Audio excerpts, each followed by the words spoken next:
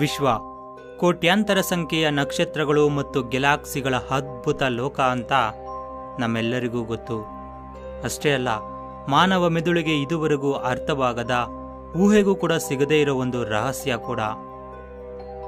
ಅಷ್ಟಕ್ಕೂ ಇಷ್ಟು ದೊಡ್ಡ ವಿಶ್ವ, ಅದರ ಸುತ್ತ ತಿರುಗೋ ಗ್ಯಾಲಕ್ಸಿಗಳು, ಅವುಗಳಲ್ಲಿರುವ ನಕ್ಷತ್ರ ಗ್ರಹಗಳು ಹೇಗೆ ಉತ್ಪತ್ತಿಯಾದವು? ದಿನನಿತ್ಯ ನಾವು ಉಪಯೋಗಿಸೋ ಖನಿಜಗಳು ಹೇಗೆ ಬಂದವು? ಸುಮಾರು ಲಕ್ಷಾಂತರ ಕೋಟಿ ವರ್ಷಗಳ ಚರಿತ್ರೆ ಇರುವ ಈ ವಿಶ್ವ ಹೇಗೆ ಉದ್ಭವವಾಯಿತು? ಉದ್ಭವವಾದ ನಂತರ ನಕ್ಷತ್ರ ಗ್ರಹಗಳು ಹೇಗೆ ಉತ್ಪತ್ತಿಯಾದವು? ಭೂಮಿ ಮೇಲೆ ಹೇರಳವಾಗಿ ಸಿಗೋ ಖನಿಜಗಳು, ಪೀರಿಯಡ್ ಟೇಬಲ್ನಲ್ಲಿರುವ ಎಲಿಮೆಂಟ್ಸ್ ಎಲ್ಲಿಂದ ಬಂದವು? ಈ ರೀತಿಯಾದಂಥ ಎಲ್ಲ ಪ್ರಶ್ನೆಗಳಿಗೆ ಉತ್ತರನೇ ಈ ವಿಡಿಯೋನ ಕೊನೆವರೆಗೂ ನೋಡಿ. ನಿಮ್ಮ ಅಭಿಪ್ರಾಯವನ್ನು ಕಾಮೆಂಟ್ ಮುಖಾಂತರ ನಮಗೆ ತಿಳಿಸಿ.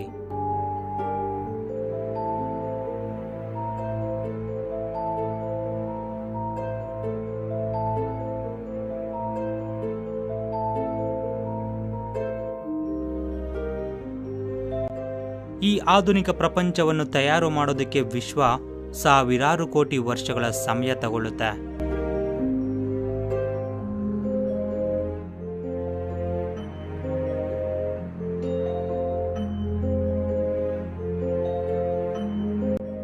ಕಾಲದಲ್ಲಿ ಆ ಸಾವಿರಾರು ವರ್ಷಗಳ ಹಿಂದೆ ಹೋದರೆ ನಮಗೆ ಕಾಣಿಸೋದು ಒಂದೇ ಒಂದು ವಸ್ತು ಇದೆ. ಪರಮಾಣುಗಿಂತ ಚಿಕ್ಕದಾಗಿರೋ ಈ ವಸ್ತುವಿನಲ್ಲಿ ಎಷ್ಟೋ ರಹಸ್ಯಗಳು ಅಡಗಿವೆ.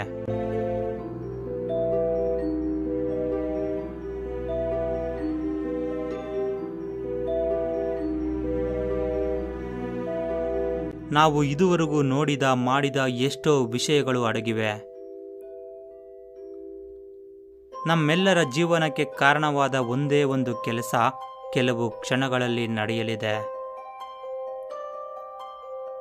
ರೀಸನ್ ಇಲ್ಲದ ಒಂದು ಕಾರಣದಿಂದ ಈ ಚಿಕ್ಕ ವಸ್ತು ಕ್ಷಣದಲ್ಲಿ ಸ್ಫೋಟವಾಗಿ ಬಿಡುತ್ತೆ.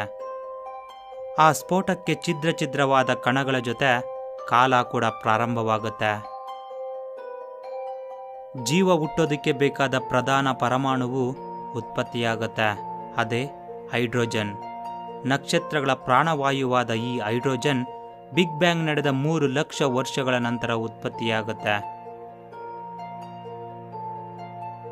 ನಮ್ಮ ಸುತ್ತ ಇರುವ ಪ್ರಪಂಚಕ್ಕೆ ಪ್ರಾಣ ಕೊಡೋದಕ್ಕೆ ವಿಶ್ವ ಈ ಪರಮಾಣುವನ್ನೇ ತನ್ನ ಪ್ರಾಣಾಧಾರ ವಾಯುವಾಗಿ ಉಪಯೋಗಿಸಲಿದೆ.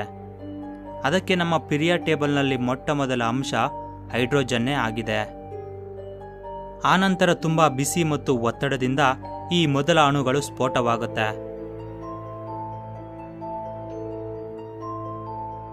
ನಂತರ ವಿಶ್ವದ ಧೂಳಿನಲ್ಲಿ ಸ್ವಲ್ಪ ಭಾಗ ಬಿಸಿ ಇರುವ ಪ್ರದೇಶದ ಸುತ್ತ ಸುತ್ತೋದಕ್ಕೆ ಪ್ರಾರಂಭವಾಗುತ್ತೆ. ಮಧ್ಯದಲ್ಲಿ ಯಾವಾಗ 1,80,00,000 ಫಾರೆನ್ಹೀಟ್ ಸೇರಿಕೊಳ್ಳುತ್ತೋ ಆಗ 4 ಹೈಡ್ರೋಜನ್ ಅಣುಗಳು ಸೇರಿ ಒಂದು ಹೀಲಿಯಂ ಅಣುವಾಗಿ ಬದಲಾಗೋದಕ್ಕೆ ಪ್ರಾರಂಭವಾಗುತ್ತೆ. ಇದೇ ನಮ್ಮ ಮೊದಲ ನಕ್ಷತ್ರದ ಉದ್ಭವ. ಹೀಗೆ 4 ಹೈಡ್ರೋಜನ್ ಪರಮಾಣುಗಳು ಸೇರಿ ಹೀಲಿಯಂ ಅಣುಗಳಾಗಿ ಬದಲಾಗೋದ್ರಿಂದ ಪೀರಿಯಡ್ ಟೇಬಲ್ನಲ್ಲಿ 2ನೇ ಅಂಶ ಹೀಲಿಯಂ ಆಗಿದೆ. ರಾತ್ರಿಯಾಗೋ ಹೊತ್ತಿಗೆ ನಗರದಲ್ಲಿ ಅಲ್ಲಲ್ಲಿ ಬೆಳಗೋ ಲೈಟ್ಗಳ ಹಾಗೆ ವಿಶ್ವದಲ್ಲಿ ನಕ್ಷತ್ರಗಳು ಹುಟ್ಟಿ ಬೆಳಗೋದಕ್ಕೆ ಪ್ರಾರಂಭವಾಗುತ್ತೆ. ಇಲ್ಲಿ ಲಕ್ಷಾಂತರ ನಕ್ಷತ್ರಗಳು ಇವೆ.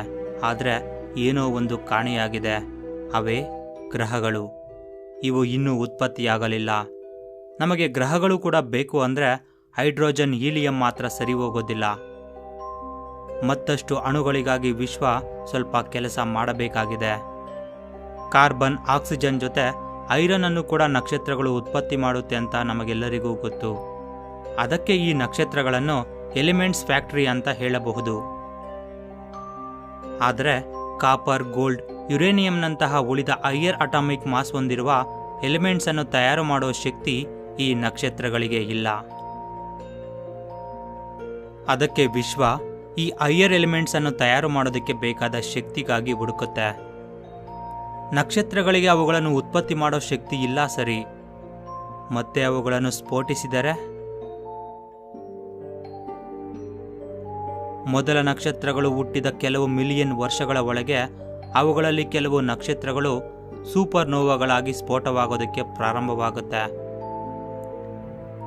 ಈ ರೀತಿ ಸ್ಫೋಟವಾಗೋದ್ರಿಂದಾನೇ ಪೀರಿಯಡ್ ಟೇಬಲ್ನಲ್ಲಿ ಇನ್ನೂ ಹೆಚ್ಚು ಎಲಿಮೆಂಟ್ಗಳನ್ನು ಉತ್ಪತ್ತಿ ಮಾಡೋದಕ್ಕೆ ಬೇಕಾದ ಶಕ್ತಿ ಉತ್ಪತ್ತಿಯಾಗುತ್ತೆ.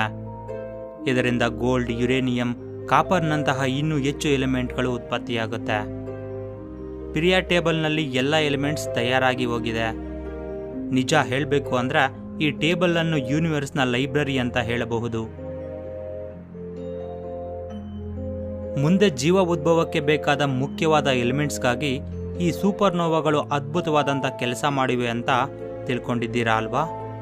ಅದು ಹೇಗೆ ಅಂದರೆ, ನಕ್ಷತ್ರದ ಮಧ್ಯಭಾಗದಲ್ಲಿ ಉತ್ಪತ್ತಿಯಾದ ಐರನ್ ನಮ್ಮ ರಕ್ತದಲ್ಲಿ ಇದೆ.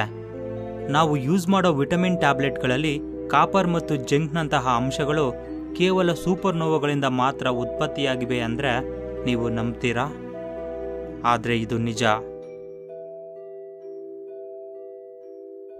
ಈಗ ಒಂದು ಜೀವಕ್ಕೆ ಬೇಕಾದ ಎಲ್ಲ ಎಲಿಮೆಂಟ್ಸ್ ಉತ್ಪತ್ತಿಯಾಗಿವೆ. ಆದರೆ ವಿಶ್ವದ ಮುಂದೆ ಇರೋ ಇನ್ನೊಂದು ತೊಂದರೆ ಏನು ಅಂದರೆ, ಜೀವಕ್ಕೆ ಬೇಕಾದ ಗ್ರಹ, ಅದರ ಮೇಲೆ ಜೀವಕ್ಕೆ ಬೇಕಾದ ವಾತಾವರಣವನ್ನು ಸೃಷ್ಟಿಸಬೇಕು.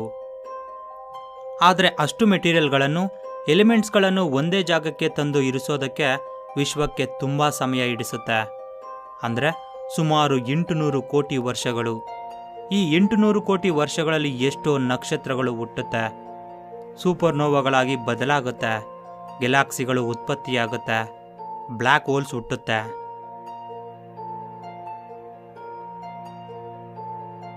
ಆನಂತರ ಒಂದು ನಕ್ಷತ್ರದ ಧೂಳಿನ ಕಣಗಳು ಒಂದು ಜಾಗದಲ್ಲಿ ಸೇರಿ ಗಟ್ಟಿಯಾಗೋದಕ್ಕೆ ಸ್ಟಾರ್ಟ್ ಆಗುತ್ತೆ. ಅದು ಹಾಗೆ ಗಟ್ಟಿಯಾಗಿ ಒಂದು ಅದ್ಭುತವಾದ ಯುವ ನಕ್ಷತ್ರವಾಗುತ್ತೆ. ಅದೇ ನಮ್ಮ ಸೂರ್ಯ. ಸುತ್ತಲೂ ಇದ್ದ ಧೂಳಿನಲ್ಲಿ ಸುಮಾರು 99.99% ಧೂಳನ್ನು ಸೂರ್ಯನೇ ಸೆಳೆದುಕೊಳ್ತಾನೆ.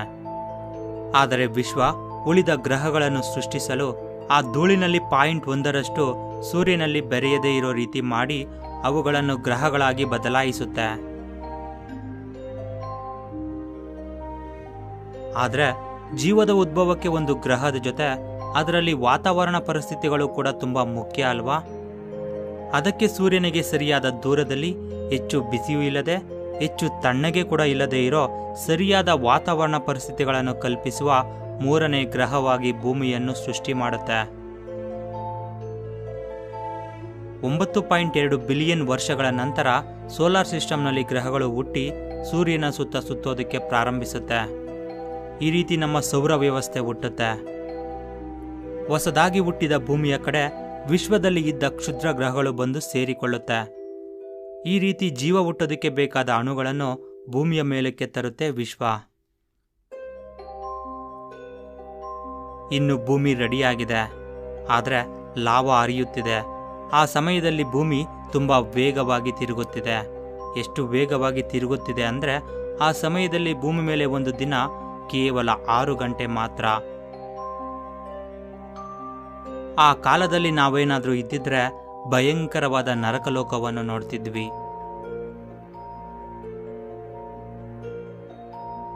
ಲಿಕ್ವಿಡ್ ಆಗಿ ಬದಲಾಗಿರೋ ಕಲ್ಲಿನಲ್ಲಿ ಎಲಿಮೆಂಟ್ಸ್ ಎಲ್ಲ ಬೆರೆತಿವೆ.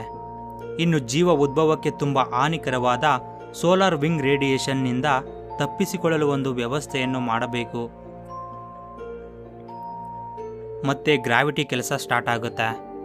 ಕೆಲವು ಮಿಲಿಯನ್ ವರ್ಷಗಳಲ್ಲೇ ಈ ಲಾವಾದಲ್ಲಿರುವ ಲೈಟ್ ಮೆಟೀರಿಯಲ್ಸ್ ಎಲ್ಲ ಮೇಲೆ ಇದ್ದು ಹೈಯರ್ ಮೆಟೀರಿಯಲ್ಸ್ ಆದ ಐರನ್, ಕಾಪರ್ನಂತಹ ಮೆಟೀರಿಯಲ್ಗಳು ಭೂಮಿಯ ಒಳಗೆ ಸೇರಿಕೊಳ್ಳುತ್ತೆ. ಈ ರೀತಿಯಾಗಿ ಖನಿಜಗಳು ಭೂಮಿಯಲ್ಲಿ ಸೇರಿಕೊಳ್ಳುತ್ತೆ. ಅಷ್ಟೇ ಅಲ್ಲದೆ ಹೊಸದಾಗಿ ಉತ್ಪತ್ತಿಯಾದ ಐರನ್ ಕೋರ್ ಸೃಷ್ಟಿಸಿದ ಮ್ಯಾಗ್ನೆಟಿಕ್ ಫೀಲ್ಡ್ ಭೂಮಿ ಸುತ್ತ ಸೇರಿ ಜೀವಕ್ಕೆ ಎಷ್ಟು ಹಾನಿಕರವಾದ ಸೋಲಾರ್ ರೇಡಿಯೇಷನ್ನಿಂದ ತಪ್ಪಿಸಿ ಮತ್ತೆ ವಿಶ್ವಕ್ಕೆ ಹೋಗೋ ರೀತಿ ಮಾಡುತ್ತೆ.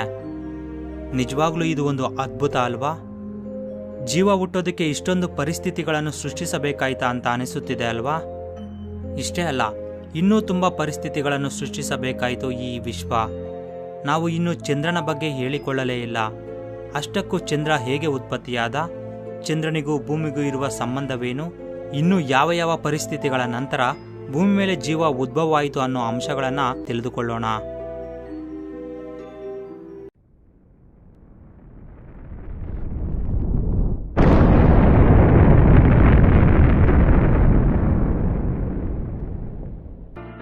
ಅದು ಬಿಗ್ ಬ್ಯಾಂಗ್ ನಡೆದ 900 ಕೋಟಿ ವರ್ಷಗಳ ನಂತರ.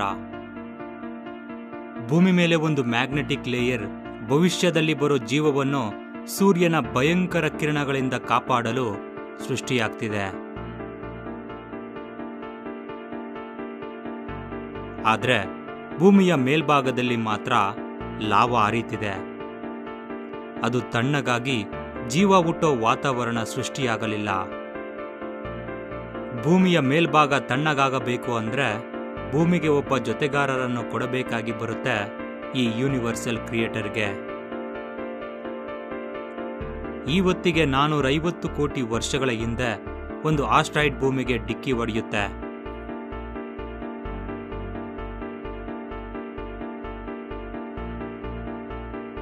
ಆ ಹೊಡೆತಕ್ಕೆ ಛಿದ್ರವಾದ ಕಣಗಳೆಲ್ಲ ಆಕಾಶದ ಕಡೆ ಪ್ರಯಾಣಿಸಿ ಭೂಮಿ ಸುತ್ತ ತಿರುಗೋದಿಕ್ಕೆ ಪ್ರಾರಂಭಿಸುತ್ತೆ. ಈ ರೀತಿ ತಿರುಗೋ ಕಣಗಳೆಲ್ಲ ಕಾಲಕ್ರಮೇಣ ಬೆರೆತು ಚಂದ್ರನಾಗಿ ಬದಲಾಗುತ್ತೆ. ಭೂಮಿ ಮೇಲೆ ಜೀವ ಹುಟ್ಟೋದಕ್ಕೆ ಇದು ಅತ್ಯಂತ ಮುಖ್ಯವಾದ ಪಾತ್ರವನ್ನು ವಹಿಸುತ್ತೆ. ಯಾಕೆ ಅಂದ್ರೆ ನಮಗೆ ಪ್ರತಿ ವರ್ಷ ಬೇಸಿಗೆ ಕಾಲ, ಮಳೆಗಾಲ, ಚಳಿಗಾಲ ಈ ರೀತಿ ಋತುಗಳು ಬರ್ತಿರುತ್ತೆ ಅಲ್ವಾ? ಆದ್ರೆ ಚಂದ್ರನೇ ಇಲ್ಲ ಅಂದಿದ್ರೆ ಈ ಋತುಗಳೇ ಇರ್ತಿರ್ಲಿಲ್ಲ. ಹೇಗೆ ಅಂತೀರಾ? ಉಳಿದ ಗ್ರಹಗಳ ರೀತಿ ಭೂಮಿ ನೇರವಾಗಿದ್ದು ಸೂರ್ಯನ ಸುತ್ತ ತಿರುಗೋದಿಲ್ಲ. ಆ ಆಸ್ಟ್ರಾಯ್ಡ್ ಭೂಮಿಗೆ ಅತ್ಯಂತ ಬಲವಾಗಿ ಡಿಕ್ಕಿ ಹೊಡೆದದ್ದರಿಂದ ಭೂಮಿಯ ಹ್ಯಾಂಗಲ್ ಚೇಂಜ್ ಆಗಿ 23.5 ಡಿಗ್ರಿಯಲ್ಲಿ ಬೆಂಡಾಗಿ ಸೂರ್ಯನ ಸುತ್ತ ತಿರುಗುತ್ತಿದೆ. ಭೂಮಿ ಈ ರೀತಿ ಬೆಂಡಾಗಿ ತಿರುಗೋದ್ರಿಂದಾನೇ ಋತುಗಳು ಪ್ರಾರಂಭವಾಗುತ್ತೆ. ಅದೇ ರೀತಿ ಇಲ್ಲಿ ಇನ್ನೊಂದು ಆಸಕ್ತಿಕರ ವಿಷಯ ಏನು ಅಂದ್ರೆ ಮಾರ್ಚ್, ಏಪ್ರಿಲ್, ಮೇ, ಜೂನ್ ತಿಂಗಳುಗಳು ನಮಗೆ ಬೇಸಿಗೆಯಾದರೆ ಅದೇ ತಿಂಗಳುಗಳು ಆಸ್ಟ್ರೇಲಿಯಾ, ನ್ಯೂಜಿಲೆಂಡ್, ಸೌತ್ ಅಮೆರಿಕಾನಂತಹ ದೇಶಗಳಿಗೆ ಚಳಿಗಾಲ ಆಗಿರುತ್ತೆ. ಈ ರೀತಿ ಹೇಗೆ ಆಗ್ತಿದೆ ಅಂದ್ರೆ ಭೂಮಿ 23.5 ಡಿಗ್ರಿ ಬೆಂಡಾಗಿ ಇದೆಯಲ್ಲ, ಇದರಿಂದ ನವೆಂಬರ್ನಿಂದ ಫೆಬ್ರವರಿ ಸಮಯದಲ್ಲಿ ದಕ್ಷಿಣಾರ್ಧಗೋಳದಲ್ಲಿ ಸೂರ್ಯನ ಕಿರಣಗಳು ನೇರವಾಗಿ ಬೀಳುತ್ತೆ. ಇದರಿಂದ ಕೆಳಗಡೆ ಇರೋ ಈ ದೇಶಗಳಿಗೆ ಸಮ್ಮರ್ ಸೀಸನ್ ಆಗಿರುತ್ತೆ, ಮೇಲೆ ಇರೋ ದೇಶಗಳಿಗೆ ವಿಂಟರ್ ಸೀಸನ್ ಆಗಿರುತ್ತೆ. ನಮ್ಮ ದೇಶ ಉತ್ತರಾರ್ಧಗೋಳದಲ್ಲಿರೋದ್ರಿಂದ ನಮಗೂ ಸಹ November to February winter season ಇರುತ್ತೆ. ಅಷ್ಟೇ ಅಲ್ಲ, ಈ ಹ್ಯಾಂಗಲ್ ರೊಟೇಷನ್ನಿಂದ ನಾರ್ತ್ ಅಂಡ್ ಸೌತ್ ಪೋಲ್ನಲ್ಲಿ ಅರ್ಧ ವರ್ಷ ಹಗಲಾದರೆ ಉಳಿದರ್ಧ ವರ್ಷ ರಾತ್ರಿಯಾಗಿರುತ್ತೆ. ಈ ರೀತಿ ಚಂದ್ರನು ಡಿಕ್ಕಿ ಹೊಡೆದದ್ದರಿಂದ ಸೃಷ್ಟಿಯಾದ ಈ ಆಂಗಲ್ 450 ಕೋಟಿ ವರ್ಷಗಳಿಂದ ಇದುವರೆಗೂ ಈ ರೀತಿನೇ ತಿರುಗುತ್ತಿದೆ. ಅಷ್ಟೇ ಅಲ್ಲ, ಈ ಚಂದ್ರನ ಗುರುತ್ವಾಕರ್ಷಣ ಶಕ್ತಿಯಿಂದ ಭೂಮಿ ಪಕ್ಕಕ್ಕೆ ಹೋಗದೆ ಹಾಗೆ ತಿರುಗುತ್ತಿದೆ. ಈ ಗುರುತ್ವಾಕರ್ಷಣ ಶಕ್ತಿಯಿಂದಾನೇ ಭೂಮಿ ಸ್ವಯಂ ತಿರುಗುವಿಕೆಯ ವೇಗ ಕೂಡ ಕಮ್ಮಿಯಾಗುತ್ತೆ. ಇದರಿಂದ ಭೂಮಿಯ ಮೇಲೆ 6 ಗಂಟೆಗಳಿದ್ದ ಒಂದು ದಿನ 24 ಗಂಟೆಗಳಾಗಿ ಬದಲಾಗುತ್ತೆ. ಇದು ನಡೆದ 10 ಕೋಟಿ ವರ್ಷಗಳ ನಂತರ ನೀರಿನ ಬಗ್ಗೆ ಯೋಚನೆ ಮಾಡುತ್ತೆ ಈ ಯೂನಿವರ್ಸಲ್ ಕ್ರಿಯೇಟರ್.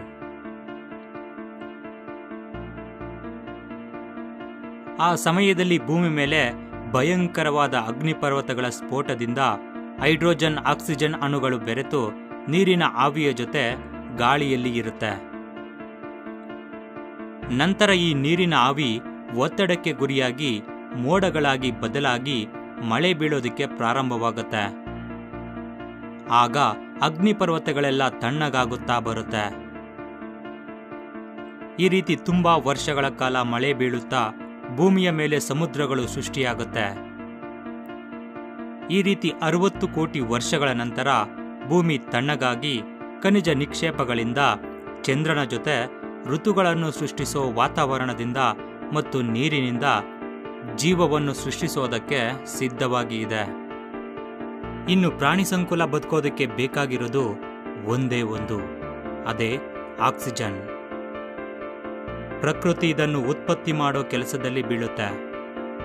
ಆಗಿನ ವಾತಾವರಣದಲ್ಲಿ ಯಾವುದೇ ಆಕ್ಸಿಜನ್ ಇಲ್ಲ, ಇದ್ದರೂ ಅದು ತುಂಬಾ ಕಮ್ಮಿ ಪ್ರಮಾಣದಲ್ಲಿ ಇತ್ತು.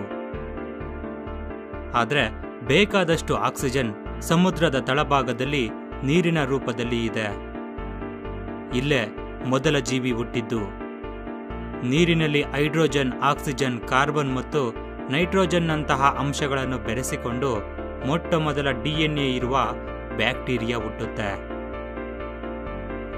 ಈ ರೀತಿ ನಮ್ಮ ಮೊದಲ ಜೀವನ ಸೂಕ್ಷ್ಮವಾಗಿ ಪ್ರಾರಂಭವಾಗುತ್ತೆ. 130 ಕೋಟಿ ವರ್ಷಗಳು ಮುಗಿದ ನಂತರ ಸಮುದ್ರದ ತಳಭಾಗದಲ್ಲಿದ್ದ ಕೆಲವು ಜಾತಿಯ ಬ್ಯಾಕ್ಟೀರಿಯಾಗಳು ಸಮುದ್ರದ ಮೇಲ್ಭಾಗಕ್ಕೆ ಬಂದು ಅಲ್ಲಿಂದ ಸೂರ್ಯಕಿರಣಗಳ ಶಕ್ತಿಯನ್ನು ಬಳಸಿಕೊಂಡು ಅಭಿವೃದ್ಧಿಯಾಗೋದಕ್ಕೆ ಪ್ರಾರಂಭವಾಗುತ್ತೆ. ಇವುಗಳ ಜೊತೆನೆ ಸಮುದ್ರದ ತಳಭಾಗದಲ್ಲಿದ್ದ ಆಕ್ಸಿಜನ್ ಮೇಲಕ್ಕೆ ಬಂದು ವಾತಾವರಣದಲ್ಲಿ ಸೇರುತ್ತೆ. ನಂತರ ಸಮುದ್ರಗಳಿಂದ ಭೂಭಾಗ ಮೇಲಕ್ಕೆ ಬರೋದಕ್ಕೆ ಪ್ರಾರಂಭವಾಗುತ್ತೆ. ನಂತರ ವಾತಾವರಣದಲ್ಲಿ ಆಕ್ಸಿಜನ್ ಹೆಚ್ಚಾಗಿ ಓಝೋನ್ ಲೇಯರ್ ಸೃಷ್ಟಿಯಾಗುತ್ತೆ. ಆ ಸಮಯದಲ್ಲಿ ನೀರಿನಲ್ಲಿದ್ದ ಕೆಲವು ಜೀವಿಗಳಲ್ಲಿ ಬೆನ್ನುಮೂಳೆ ಬರೋದಕ್ಕೆ ಪ್ರಾರಂಭವಾಗುತ್ತೆ. ನಂತರ ಸಮುದ್ರದಲ್ಲಿದ್ದ ಕೆಲವು ಸಸ್ಯಗಳು ನೀರಿನ ಅಲೆಗಳಿಗೆ ಭೂಮಿಯ ಮೇಲಕ್ಕೆ ಬಂದು ಭೂಮಿಯ ವಾತಾವರಣಕ್ಕೆ ಹೊಂದಿಕೊಳ್ಳುತ್ತಿವೆ. ಇದರಿಂದ ಆಕ್ಸಿಜನ್ ಲೆವೆಲ್ ಜಾಸ್ತಿ ಆಗುತ್ತೆ. ಇನ್ನು ಕೆಲವು ಲಕ್ಷ ವರ್ಷಗಳ ನಂತರ ನೀರಿನಲ್ಲಿ ವಾಸಿಸುತ್ತಿದ್ದ ಜೀವಿಗಳು ನೀರಿನಿಂದ ಹೊರಗೆ ಬರೋದಕ್ಕೆ ಪ್ರಾರಂಭಿಸುತ್ತೆ. ಈ ರೀತಿ ತುಂಬಾ ಜೀವಿಗಳು ಭೂಮಿಯ ಮೇಲೆ ಬಂದು ಜೀವಿಸೋದನ್ನ ಕಲಿಯುತ್ತೆ.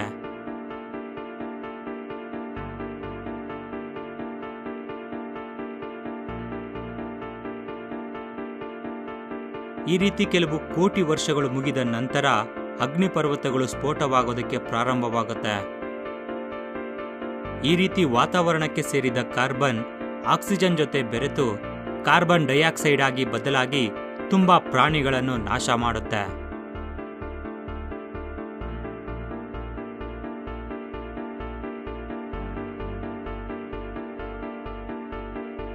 ಹೀಗೆ ನಂತರ ಬಂದ ಡೈನೋಸರ್ಗಳು ಸುಮಾರು 16 ಕೋಟಿ ವರ್ಷಗಳವರೆಗೂ ಈ ಭೂಮಿಯನ್ನು ಆಳುತ್ತೆ.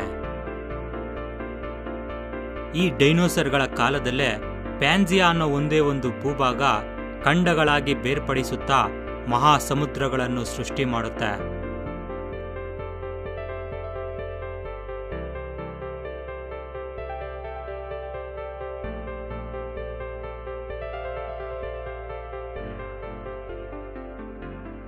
ಆದರೆ ಅತಿ ದೊಡ್ಡ ಪ್ರಾಣಿಗಳಾದ ಡೈನೋಸರ್ಗಳು ಭೂಮಿ ಮೇಲೆ ಹೆಚ್ಚು ದಿನ ಇದ್ದರೆ ಭೂಮಿಯ ವಾತಾವರಣ ನಾಶವಾಗುತ್ತೆ ಅಂತ ಈ ಪ್ರಕೃತಿ ಗ್ರಹಿಸಿತ್ತೇನೋ.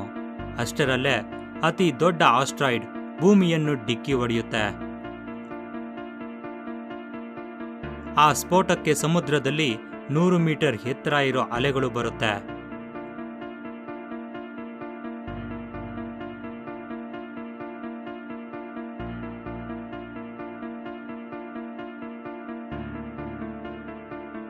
ಕೆಲವು ವರ್ಷಗಳವರೆಗೆ ಒಂದು ದೊಡ್ಡ ಧೂಳಿನ ಮೋಡ ಸೂರ್ಯನನ್ನು ಬ್ಲ್ಯಾಕ್ ಮಾಡಿಬಿಡುತ್ತೆ. ಇದರಿಂದ ಭೂಮಿ ಮೇಲೆ 20 ಕೆಜಿಗಿಂತ ಹೆಚ್ಚು ಭಾರ ಇರೋ ಒಂದು ಪ್ರಾಣಿ ಕೂಡ ಉಳಿಯೋದಿಲ್ಲ.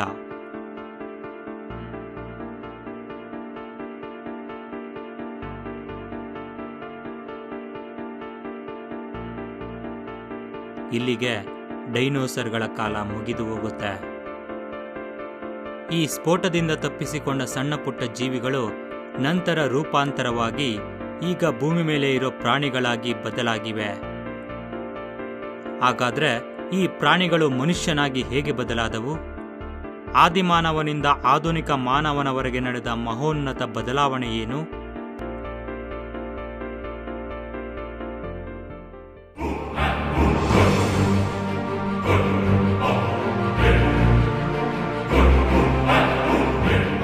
ಮಾನವ ಹೇಗೆ ಹುಟ್ಟಿದ?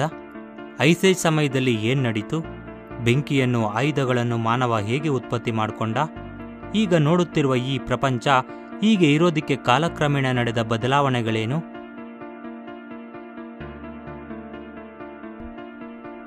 ಸುಮಾರು 16 ಕೋಟಿ ಡೈನೋಸರ್ಗಳು ಇದ್ದ ಯುಗ 6 ಮೈಲಿ ಇರೋ ಆಸ್ಟ್ರಾಯ್ಡ್ ಭೂಮಿಗೆ ಡಿಕ್ಕಿ ಹೊಡೆದದ್ದರಿಂದ ಡೈನೋಸರ್ ಯುಗ ಮುಗಿದು ಹೋಗುತ್ತೆ. ಆದರೆ ಆ ಯುಗದಲ್ಲಿ ಹುಟ್ಟಿದ ಸಣ್ಣ ಪುಟ್ಟ ಜೀವಿಗಳು ಇದರಿಂದ ತಪ್ಪಿಸಿಕೊಂಡು ಬದುಕಲು ಪ್ರಾರಂಭಿಸುತ್ತೆ. ಸುಮಾರು 1 ಕೋಟಿ ವರ್ಷಗಳ ಹಿಂದೆ ಪ್ಯಾನ್ಜಿಯಾದಿಂದ ದೂರವಾದ ಖಂಡಗಳು ಪೂರ್ತಿಯಾಗಿ ರೂಪಾಂತರವಾಗ್ತಿವೆ. ಭಾರತದ ಉಪಖಂಡ ಏಷ್ಯಾವನ್ನು ಡಿಕ್ಕಿ ಹೊಡೆದು ಹಿಮಾಲಯಗಳು ಹುಟ್ಟುತ್ತಿರುವ ಸಮಯವದು.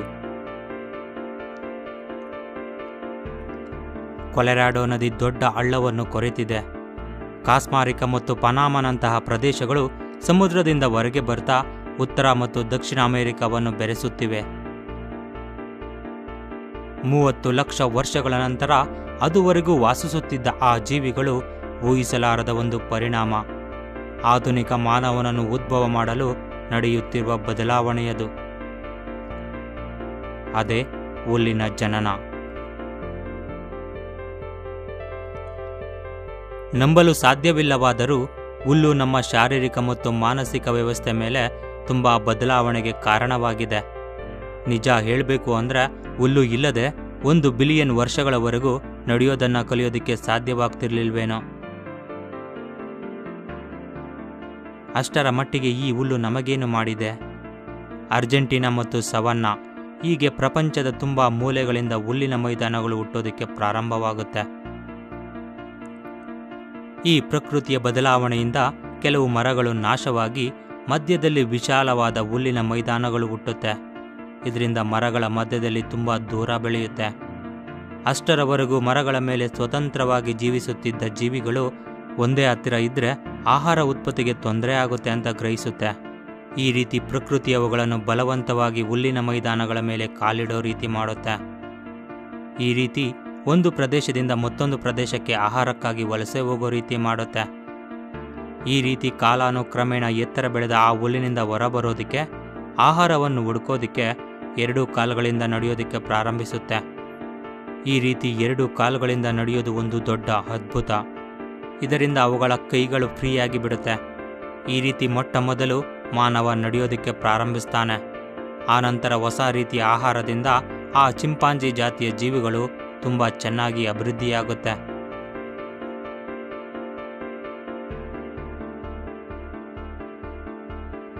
ಭೂಮಿ ಮೇಲೆ ಅಪರೂಪವಾಗಿ ಸಿಗೋ ಸುಣ್ಣದ ಕಲ್ಲನ್ನು ಸುತ್ತಿಗೆ ರೀತಿ ಉಪಯೋಗಿಸಿ ಇನ್ನೊಂದು ಕಲ್ಲನ್ನು ಚೂಪಾದ ಆಯುಧವನ್ನಾಗಿ ಮಾಡೋದನ್ನು ಕಲಿತಾನೆ. ಇದರಿಂದ ತುಂಬ ಕೆಲಸಗಳನ್ನು ತುಂಬ ಸುಲಭವಾಗಿ ಅತ್ಯಂತ ವೇಗವಾಗಿ ಮಾಡೋದನ್ನು ಕಲಿತಾನೆ. ಈ ರೀತಿ ಒಂದು ಕಲ್ಲನ್ನು ಇನ್ನೊಂದು ಕಲ್ಲಿನ ಮೇಲೆ ಒಡೆಯೋದ್ರಿಂದ ಬರೋ ಬೆಂಕಿಯ ಕಿಡಿಗಳಿಂದ ಮೊಟ್ಟ ಮೊದಲು ಬೆಂಕಿಯನ್ನು ಉತ್ಪತ್ತಿ ಮಾಡೋದನ್ನು ಕಲಿತಾನೆ. ಸೋಲಾರ್ ಸಿಸ್ಟಮ್ನಲ್ಲಿ ಉಳಿದ ಯಾವ ಗ್ರಹದಲ್ಲಾದರೂ ಬಿಸಿ ಇರುತ್ತೆ, ಲಾವಾರಸ ಹರಿಯುತ್ತೆ.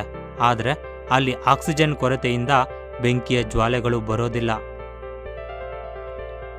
ಬೆಂಕಿಯ ಜ್ವಾಲೆಗಳು ಬರೋದಕ್ಕೆ ಬೇಕಾದ ಎಲ್ಲ ಅಂಶಗಳು ಕೇವಲ ಭೂಮಿ ಮೇಲೆ ಮಾತ್ರ ಇವೆ. ಆ ಬೆಂಕಿಯನ್ನು ಜಾಸ್ತಿ ಮಾಡೋದಕ್ಕೆ ಮರದ ರೂಪದಲ್ಲಿ ಸಿಕ್ಕಿದರೆ ಅದು ಆರದೇ ಇರೋದಕ್ಕೆ ಗಾಳಿಯಲ್ಲಿ ಆಕ್ಸಿಜನ್ ತುಂಬ ಸುಲಭವಾಗಿ ಸಿಕ್ತಿತ್ತು. ಈ ರೀತಿ ಬೆಂಕಿಯನ್ನು ಕಂಡುಹಿಡಿದ ಆದಿಮಾನವನು ಆ ಬೆಂಕಿಯನ್ನು ತನ್ನ ಕಂಟ್ರೋಲ್ನಲ್ಲಿ ಹೇಗೆ ಇಟ್ಕೊಳ್ಳೋದು ಅಂತ ತಿಳ್ಕೊಳ್ತಾನೆ. ಆ ನಂತರ ಕೆಲವು ವರ್ಷಗಳಲ್ಲಿ ಕತ್ತಿನಲ್ಲಿ ನಡೆದ ಅತಿ ದೊಡ್ಡ ಬದಲಾವಣೆಯಿಂದ ವೋಕಲ್ ಕಾರ್ಡ್ಸ್ ಉತ್ಪತ್ತಿಯಾಗಿ ಮಾತನಾಡೋದನ್ನು ಕಲಿತಾನೆ. ಅದುವರೆಗೂ ಸ್ವಂತ ಆಲೋಚನೆಗಳಿಂದ ಕೆಲಸ ಮಾಡ್ತಿದ್ದ ಮೆದುಳು ಲ್ಯಾಂಗ್ವೇಜ್ ಕಮ್ಯುನಿಕೇಷನ್ ಬೆಳೆದದ್ದರಿಂದ ಅಭಿವೃದ್ಧಿಯಾಗೋದಕ್ಕೆ ಸುಲಭವಾಗುತ್ತೆ. ಈ ರೀತಿ ಎಲ್ಲರ ಅನುಭವಗಳನ್ನು ತಿಳಿದುಕೊಳ್ಳುತ್ತಾ ಇನ್ನಷ್ಟು ಅಭಿವೃದ್ಧಿಯಾಗ್ತಾ ಬರ್ತಾನೆ.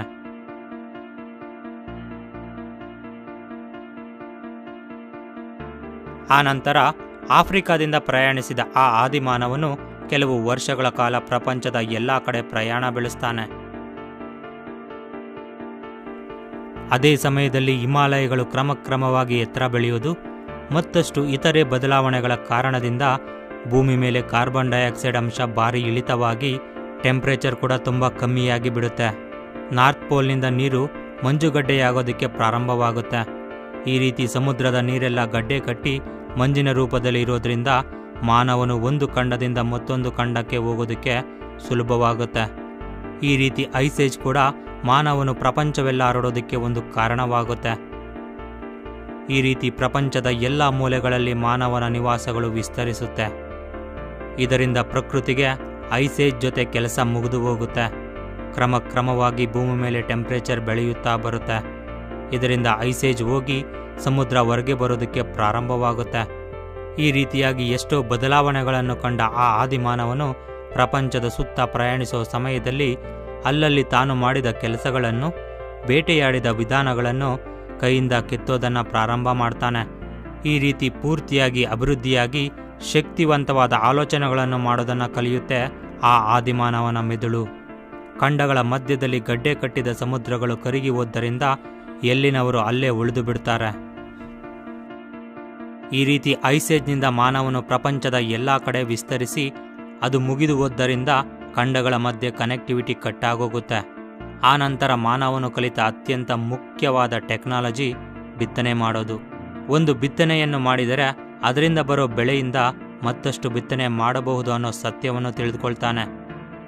ಈ ರೀತಿ ವ್ಯವಸಾಯ ಅಭಿವೃದ್ಧಿಯಾಗುತ್ತೆ.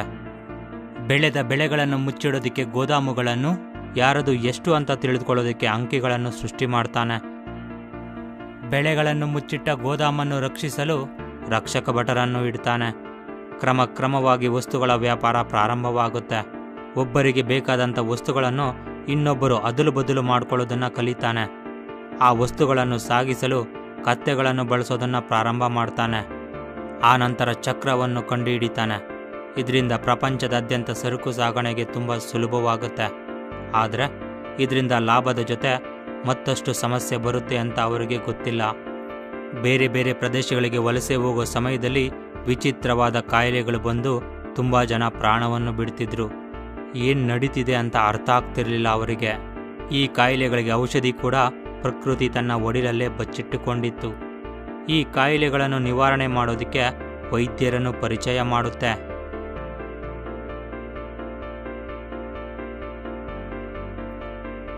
ಮಂಕಾಗಿದ್ದ ಮಾನವನನ್ನು 2 ಕಾಲ್ಗಳಿಂದ ನಡೆಯೋ ರೀತಿ ಮಾಡಿದ ಆ ಹುಲ್ಲು ಮತ್ತೊಂದು ಸಾರಿ ಮಾನವನ ಆಹಾರ ಪದಾರ್ಥಗಳಲ್ಲಿ ಬದಲಾವಣೆ ಮಾಡುತ್ತೆ. ಅಕ್ಕಿ, ಗೋಧಿ, ಕಬ್ಬಿನಂತಹ ಹುಲ್ಲಿನ ಜಾತಿ ಬೆಳೆಗಳು ಮಾನವನ ಆಹಾರ ಪದಾರ್ಥಗಳನ್ನು ಸಂಪೂರ್ಣವಾಗಿ ಬದಲಾವಣೆ ಮಾಡುತ್ತೆ. ಅದೇ ರೀತಿ ಹುಲ್ಲಿನ ಜಾತಿಗೆ ಸೇರಿದ ಮತ್ತೊಂದು ಗಿಡ ಬಿದಿರು. ಇದರಿಂದ ದೋಣಿಗಳನ್ನು ಮಾಡಿಕೊಂಡು ನದಿಗಳನ್ನು ದಾಟೋದನ್ನು ಕಲಿತಾನೆ. ಇನ್ನು ಅಂಕಿಗಳ ವಿಷಯಕ್ಕೆ ಬಂದರೆ, ಅದುವರೆಗೂ ಉಪಯೋಗ ಮಾಡ್ತಿದ್ದ ಭಾರತ ದೇಶದ ಅಂಕಿಗಳನ್ನು ಆಧಾರವಾಗಿಟ್ಟುಕೊಂಡು ಅರಬ್ ದೇಶದವರು ಹೊಸ ಅಂಕಿಗಳನ್ನು ಕಂಡುಹಿಡಿತಾರೆ. ಇಂಡೋ ಅರೇಬಿಕ್ ಅಂಕಿಗಳಾಗಿ ಕರೆಯೋ ಇವುಗಳನ್ನೇ ನಾವು ಪ್ರಪಂಚದಾದ್ಯಂತ ಉಪಯೋಗ ಮಾಡ್ತಿದ್ದೀವಿ. ಇವುಗಳಿಂದ ಗಣಿತಶಾಸ್ತ್ರದಲ್ಲಿ ಹೊಸ ಅಧ್ಯಯನ ಪ್ರಾರಂಭವಾಗುತ್ತೆ. ಇನ್ನು ಕ್ರಮವಾಗಿ ಹೊಸ ರಾಜ್ಯಗಳು ಹುಟ್ಟುತ್ತೆ. ಐರನ್, ಕಾಪರ್ನಂತಹ ಖನಿಜಗಳಿಂದ ಹೊಸ ಮಾರಣಾಯುಧಗಳನ್ನು ತಯಾರು ಮಾಡೋದನ್ನು, ಗನ್ ಪೌಡರ್ನ ಬೆಳಕಿಗೆ ತರೋದು, ಕುದುರೆ ಸವಾರಿಗಳನ್ನು ಕಲಿತು ಸವಾರಿ ಮಾಡೋದು, ಒಬ್ಬರ ರಾಜ್ಯದ ಮೇಲೆ ಇನ್ನೊಬ್ಬರ ಯುದ್ಧ ಮಾಡೋದನ್ನು ಪ್ರಾರಂಭ ಮಾಡ್ತಾನೆ. ಈ ರೀತಿ ಮುಂದುವರೆದ ಮಾನವನ ಜೀವನ 20-21ನೇ ಶತಮಾನಗಳಲ್ಲಿ ಮತ್ತಷ್ಟು ಬದಲಾವಣೆಗಳಿಂದ ಈಗಿನ ಆಧುನಿಕ ಮಾನವನಾಗಿ ಬದಲಾಗ್ತಾನೆ.